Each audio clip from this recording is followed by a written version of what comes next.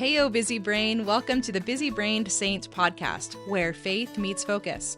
I'm Kamden Hainsworth, an expert ADHD coach, here to help you understand your mind with confidence. God knows your brain perfectly, so let's explore that divine design together and discover just how fulfilling your life can be, living with God and ADHD. Hello, you made it. I'm so happy that you are here. My brain is busy and my heart is full. Today's podcast episode is titled, When You Forget Your Goals. Because we do, right? I've had this feeling before when you've been at church on Sunday and you've had a really cool Relief Society lesson or a talk that impacted you. Maybe it's been a weekend of general conference and you have all of these new goals in mind. And then Monday comes around and you can't even remember what the goal was, let alone being able to accomplish it. It is the start of a new year. Happy New Year, all. We are thinking about these things naturally. People are talking about it, but you have ADHD, and so this is going to be a little bit different of a conversation. How am I ever supposed to accomplish a goal if I've never remembered it in the first place? I have been vision boarding and setting intentions for a long time. The first vision board that I have right here, and if you're not watching on YouTube, that's okay, is from 2020. And I know that I had one before, but this one right here that I'm holding up is from 2020. And I'll show you on paper how many I've had since then. I don't always do these yearly. Sometimes I will change them in the middle of the year. Let me see. 1, 2, 3, 4, 5, 6, 7, 8, 9, 10. Okay. And I don't always do this in January. I do always do this at the new year, but I will also sometimes revisit it when the vision shifts and changes. Because what I am seeing and what I am thinking about is what is being created in my life. I have no idea what overcame me in 2020, but I grabbed a piece of paper and I grabbed a purple Sharpie. It was probably in my junk drawer or laying out on my counter.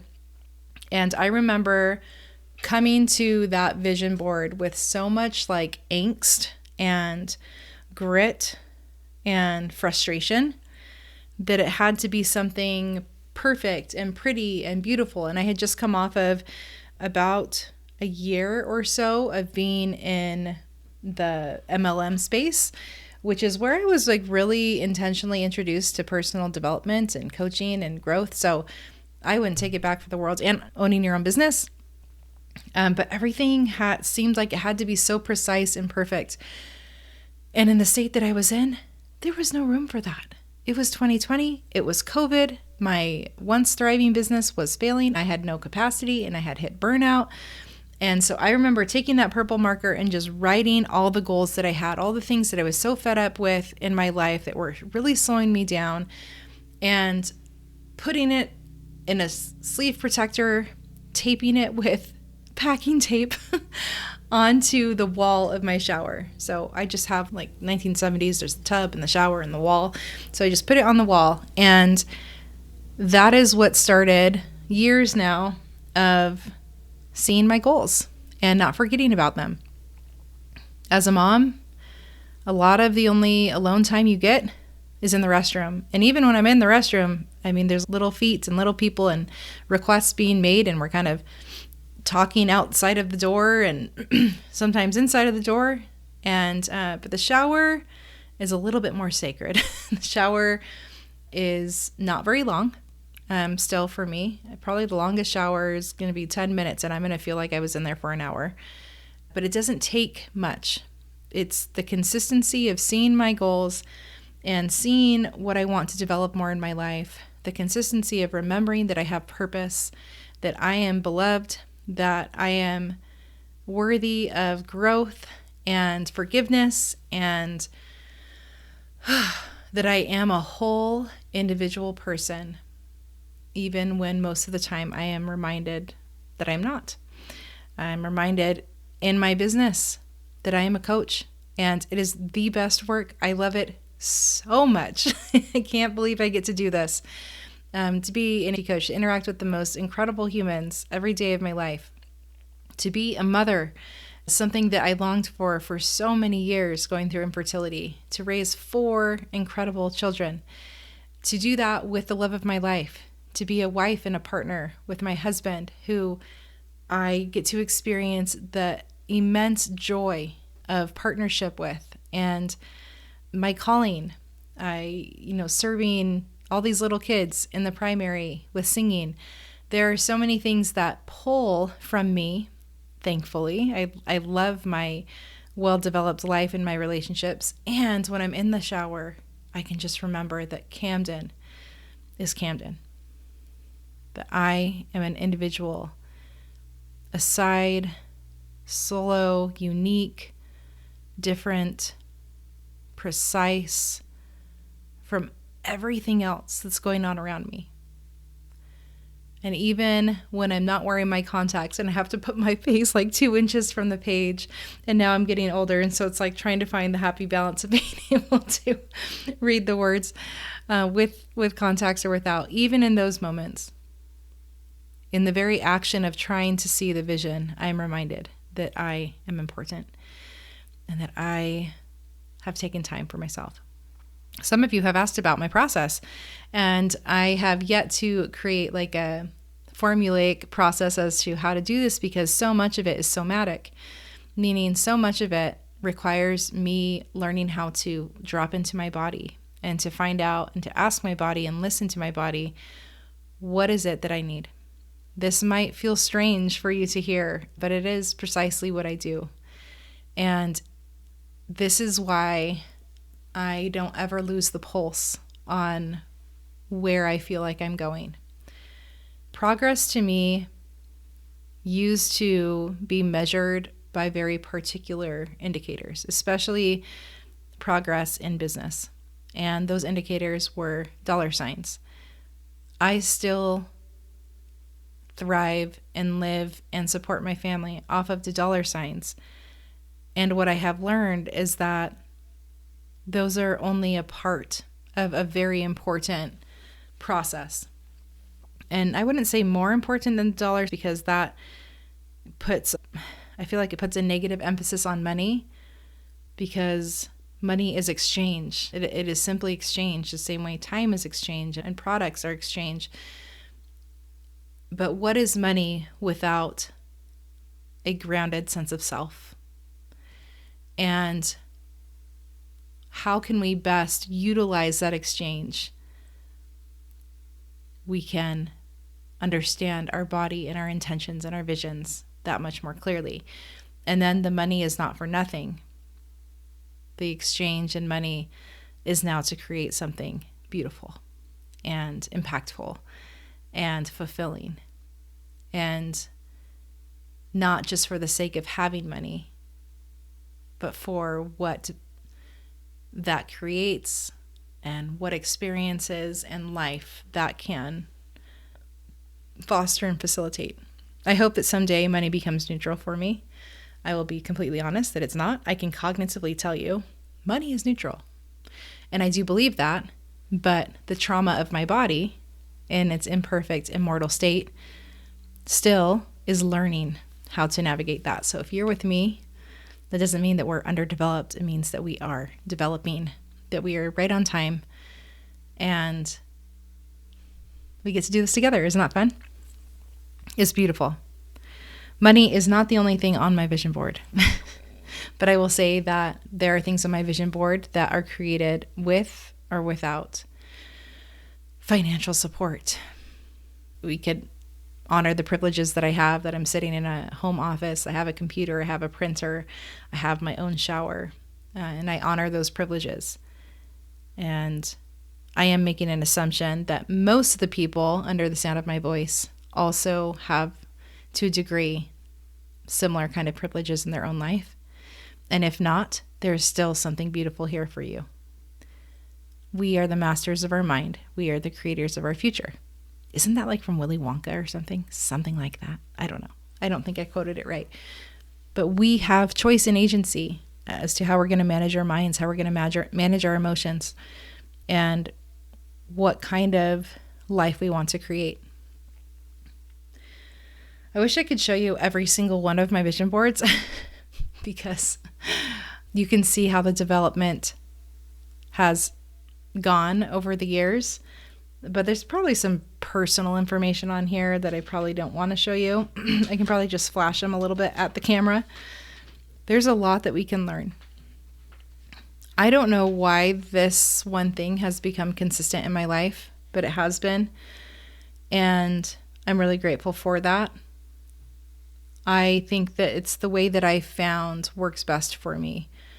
So more important than you creating a vision board just the way that I do it is you figuring out how you want to communicate with your present self and your future self. Every brain experiences life and faith a little differently. For those of us with ADHD, that difference can feel challenging, even frustrating. When we struggle to focus in prayer, read our scriptures, or follow through on spiritual or personal goals that we know matter. ADHD isn't a sign that something is wrong with you. It's not a lack of desire, faith, or even intelligence. It's simply that your brain works differently, uniquely wired, in ways that can make staying on track feel impossible sometimes. That's why I created Mindful, a faith-affirming ADHD group coaching experience for members of the Church of Jesus Christ of Latter-day Saints and their friends who relate to having this busy brain experience. Since 2019, I have put thousands of hours of work into understanding the ADHD brain, including hundreds and hundreds of hours coaching ADHD clients, helping them learn how to work with their brains rather than against them, to move from feeling scattered and overwhelmed to grounded, confident, and Christ-centered. In Mindful, we go deep. We explore how our ADHD brains experience the gospel, prayer, service, relationships, and goals. We learn to regulate our emotions, build habits that stick, and create rhythms of peace and purpose in our discipleship. And we do it together, in community, because healing, growth, and true change happen best when we're supported by others who get us, who understand what life with a busy brain is really like. It isn't just about productivity or coping skills. It's about seeing your brain as God sees it. I invite you to join us in Mindful. Click in the episode description to learn more and start stepping into a faith-filled, grounded, and empowered way of living with ADHD. What does that look like? And I would highly suggest considering everything through the lens of ADHD, putting on your ADHD glasses and seeing this process through that lens. I forget my goals and I forget to open my journal and reread it. But thankfully for me, I don't forget to shower too often. And I'm pretty good at looking straight ahead when I'm washing my hair. And when I see phrases like make holy waves, or, sorry, I'm going to look at a few more. People need the voice I haven't been willing to unleash. Or quotes from general authorities or like from Sister Craig. But peace comes in knowing that being more doesn't necessarily equate to doing more. Only I know what that means for me. Because I selected out of all the quotes, I took the time to select that one for me. To remind my current self and my future self, my near future self, over the next year or next quarter, this is what I need. When I asked myself, what do we need? These are the answers that came through. And that's what I don't ever want to forget. This is a meditation. This is a prayer. This is an external action of an internal desire. And sometimes the goals and dreams that are on here are realized.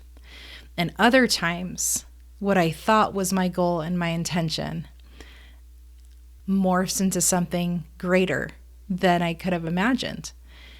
And sometimes the goals and intentions that I thought were important at the time, all of a sudden, when I look back on them, hold very little weight.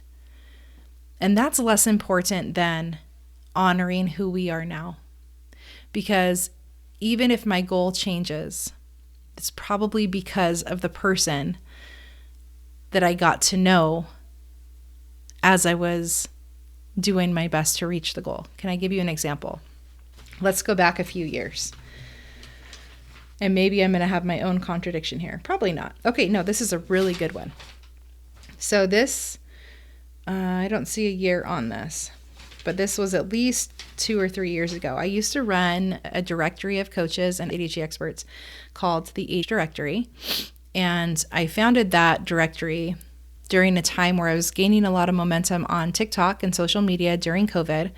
And a lot of people were coming to me for questions, but I was in the middle of my own ADHD discovery. That's what I was sharing online, was my own diagnosis and my own ADHD discovery pretty much in real time. And so doing my best to do things ethically, I surrounded myself and I gathered coaches and psychologists and therapists and authors and podcasters into a group that we called the ADHD Directory. And weekly, they would come on and speak to us and share their wisdom. Sometimes they would coach clients that were a part of that community. They would share on social media, and I would do consultations with individuals who had ADHD, and I'd kind of play matchmaker, and I'd suggest to them, based upon what their desires are and their goals are, which practitioners might be the best fit. It was a lot of fun. I wanted to develop this into something really big. And maybe I'm giving one of you guys this massive idea and I'm going to be like, dope, why did I do that? But I hope you do. I wanted to develop an ADHD directory that was not bossed around or managed by one particular organization within ADHD. But I wanted to do it based upon my own pulse and my own judgment of if this person was trustworthy. And I did the research and I did the homework. And I'm still very pleased with who I was able to interact with. I think they're amazing people. I wanted to expand that. I created a podcast. We only had, I think, like 3 episodes. I wanted to make it super diverse. I wanted to have all different kinds of people serving different faith communities, serving different ethnical communities and cultural communities and languages. Like, this is where my vision went, right? And we do this. And so I had it on there, and I was actually in the works with diversifying this directory a little bit more. We were kind of in triage, and I grabbed the people I could, and it worked until it was time to improve it, right? And it was a beautiful dream. And people were on board. They were excited for me to do this work. And then I was called in a different direction. When I was considering diversifying this directory, and you've heard me share this before on this podcast, I heard myself say out loud, where's the LDS-centered content creator who's talking about being a member of the Church of Jesus Christ of Latter-day Saints and living with ADHD? Where's that coach? And then a voice came to me and said, I wonder who that could be. And everything changed. At that point, I was running my own personal coaching business with ADHD. I was serving a worldwide audience. I was focused on business and social media coaching, but I also had some one-on-one clients that were general ADHD life coaching with some executive function mixed in because I had some student clients. And I was feeling so fulfilled. You have to understand that culture and difference and dissonance and wisdom from all different traditions, that it does something to my soul. It fills me so deeply. That's why I love traveling. And so to hear that voice ask me to pivot, not only into the space of my own faith tradition, but also in a consequence of having to abandon, but I called it retire, the ADHD directory idea, was hard. It was really hard. And when I say it was hard, I had a lot of resistance. I wanted to, this because you have ADHD, I wanted to be able to do everything. And that's just not very possible, especially as a mom of 4 and the stage that I'm in and the kids that I have and where I want to be placing my time, how I want to show up for my kids, sports teams, the things that also bring me joy, right? And so while I had this wildly beautiful vision that I felt very, very called to, and I still do in so many ways, this is my passion, that everyone will be able to get the services and the support that they need for their ADHD in the language and the rhythm and the tradition and understanding that they experience. That, oh my gosh, I mean, what a beautiful thing to be able to provide that for people. But it just wasn't the right time. We also need some time for more ADHD coaches to get certified. I just think there's been a lot of growth in the ADHD community since then. And I've gotten to know many LDS ADHD coaches in the meantime too. I'm so happy now that I felt called to this work, that there was that pivot. And so even though that was on my vision board, next to a few other really cool things that have happened or on their way to happening, it was less about that particular item and more about what happened when I thought I was on my way to accomplishing that vision. Because had I not been working in that space, I wouldn't have seen the whole. I wouldn't have seen the gap, and I wouldn't have asked the question out loud, where's that coach? And then I wouldn't have been able to receive the revelation that I believe it was to pivot. There's this trust that comes with creating a vision, a maturity that comes with creating a vision board. And I almost want to have a different name for this. But when you're manifesting good in your life, you're praying to see things as God sees them. And when I'm putting the visuals on my vision boards, it's to help remind the most in tune parts of myself that they're still there. Because the self that shows up in the day-to-day minutia isn't always attuned to the most true part of myself that is divine and connected to heaven and connected to a greater purpose. No matter how hard I try, okay? We're just human. And so while I started out my very first vision board with a purple Sharpie and a white piece of paper, scribbled it down probably within 10 or 15 minutes. What this practice has become is more of a ritual for me. And I will say that it takes, most of the time it takes weeks and hours of consideration, meditation, contemplation, so that every time I look at not just the visual, but the particular image I chose, it speaks to a particular part of me. I was telling someone inside of Mindful today when we were kind of talking about this, that if I don't have enough diversity, meaning diversity of style, diversity of skin color, diversity of texts, diversity of textures and patterns, if there's not enough diversity, it doesn't speak to me because I am a very textured and layered person. And there's a particular aesthetic that represents me. It's probably not beautiful to a lot of gurus. It's not perfectly balanced. It's more of like an eclectic cottage feel than it is a modern chic feel.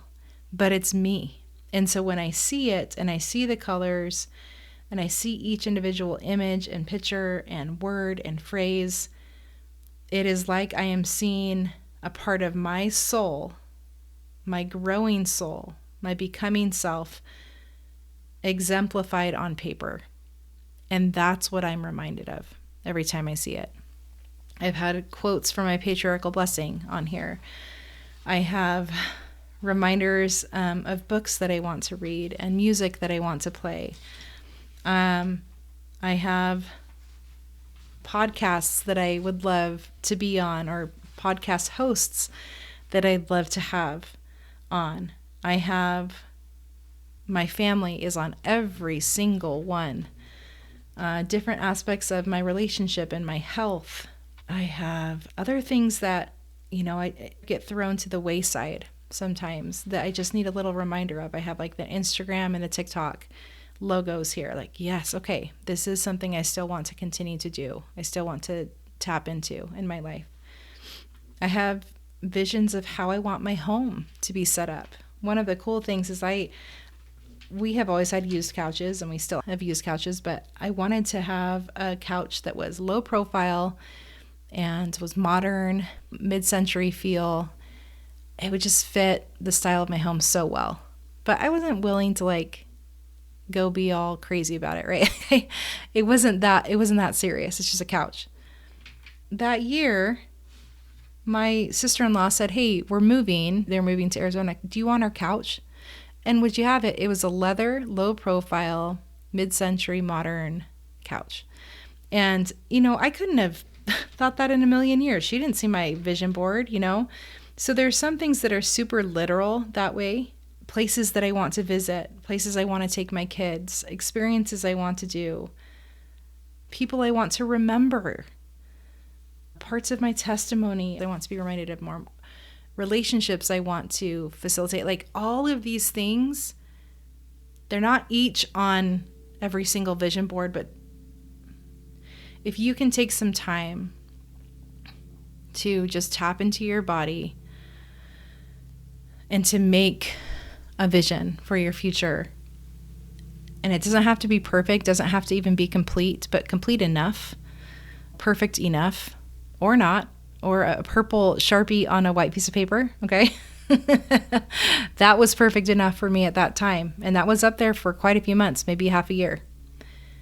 If we can take the time to tap into that, we are connecting our visions and our hopes and our dreams to visuals that then become emotional parts of us. And to me, it's been extremely successful. What we see is what we think about. What we think about creates our emotions, and our emotions drive us into action or inaction. And when I see things and I think about them, those are often the things that I'm conversing with heaven about, and I'm remembering my ancestors, I'm remembering my own personal strength. It becomes a massive propelling element in my life, even though it's a very simple thing. 2 minutes looking at my vision board in my shower when I'm shampooing and conditioning my hair. Small efforts over time make a difference. Secondly, I choose a word or a phrase.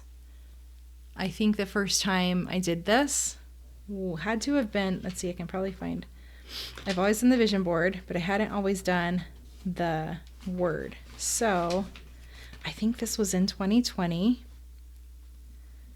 And a friend of mine and I hosted one of our girls' trips in Las Vegas.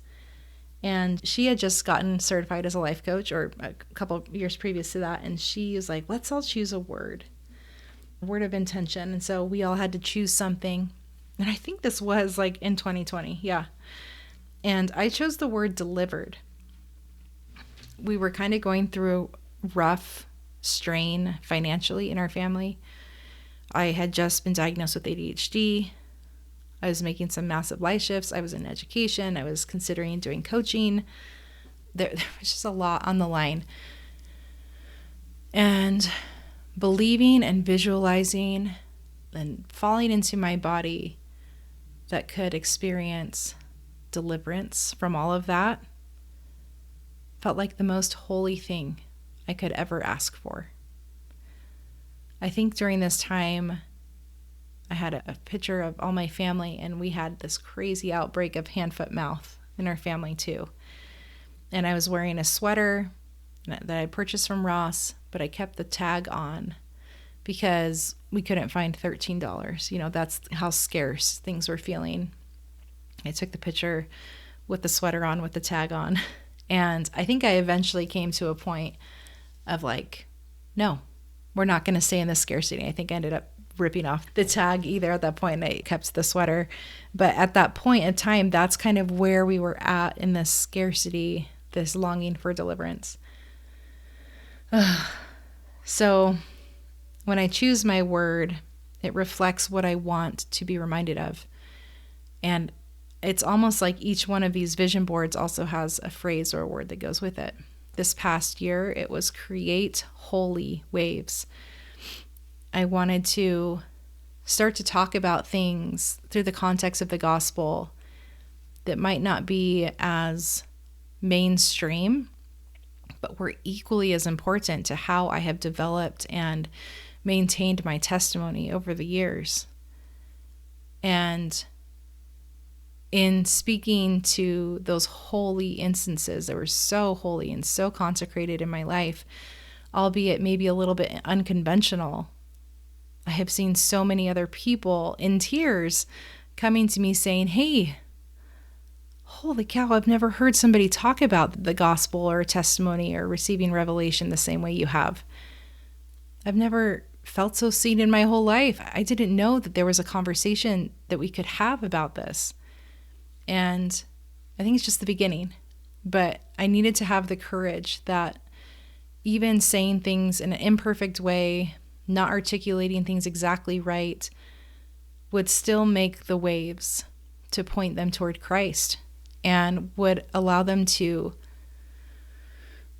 preserve a relationship to God when maybe they only thought the options were abandoning what they thought to be true.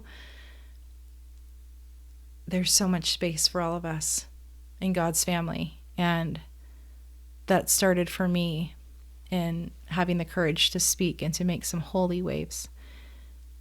And I've been so thankful for this past year where I feel like I've been able to do a little bit more of that. Other words I've had are informed, win, shine, become, co-creator. This one was become as well. Delivered. And it's less about the word itself and it's more of the meaning that I attach to the word. I mean, how many times have we heard delivered? And that doesn't, it doesn't sound like, well, your Amazon package was delivered. It can be very mundane and silly. But delivered to me came viscerally from my gut.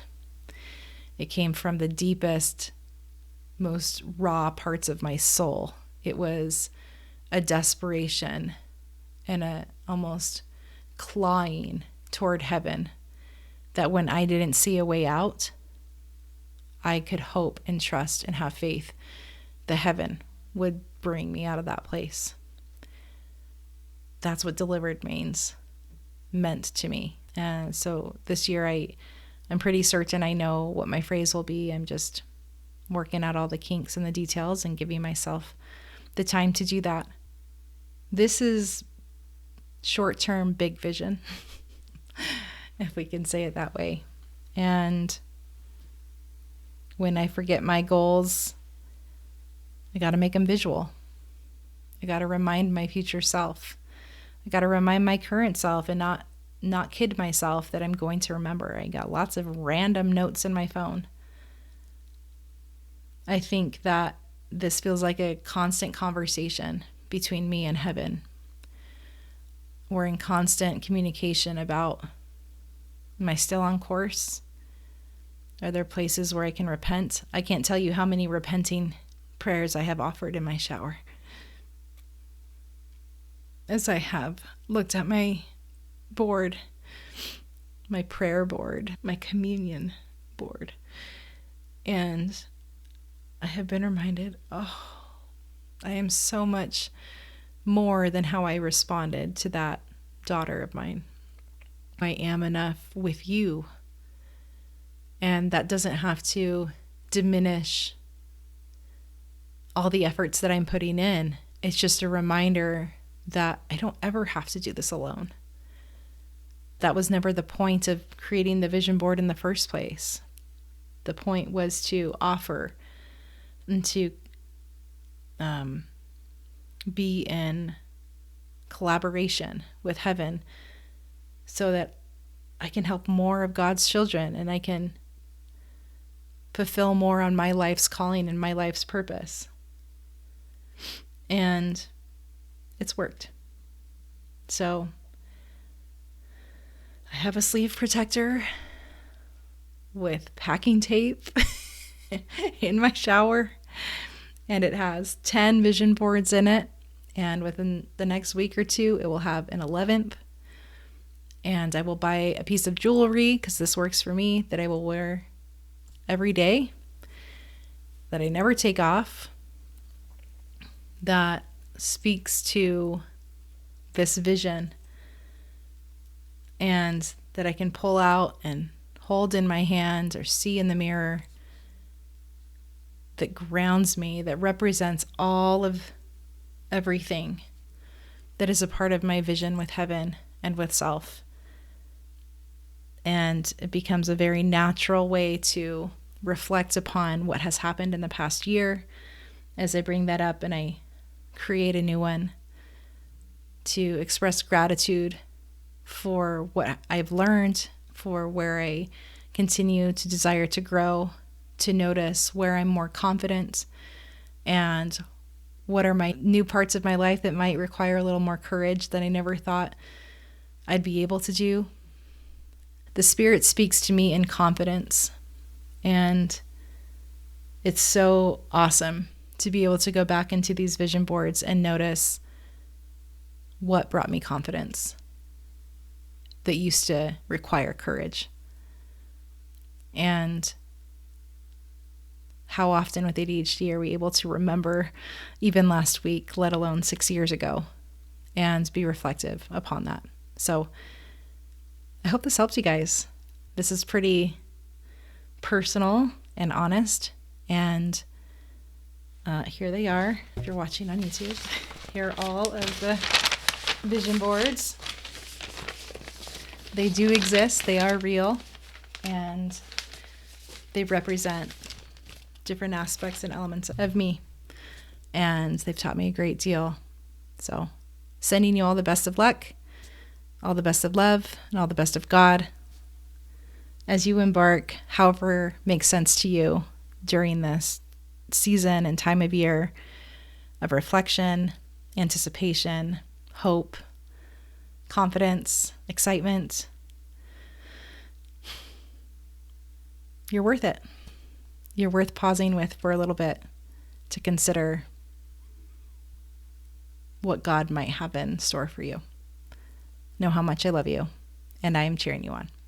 Thanks for tuning in to another episode of the Busy Brained Saint podcast. If you're eager to explore the world of ADHD coaching, make sure to connect with me on Instagram at Kamden_ADHD or visit my website, KamdenADHDcoaching.com. For more LDS-specific ADHD content, don't forget to follow this podcast and join us on Instagram at The Busy Brained Saint. Listen, I'm here to support you on your journey. I cannot wait to have you as a part of our community. Stay engaged, stay inspired, and remember, you're not alone here. Thanks for being a part of the Busy Brained Saint family.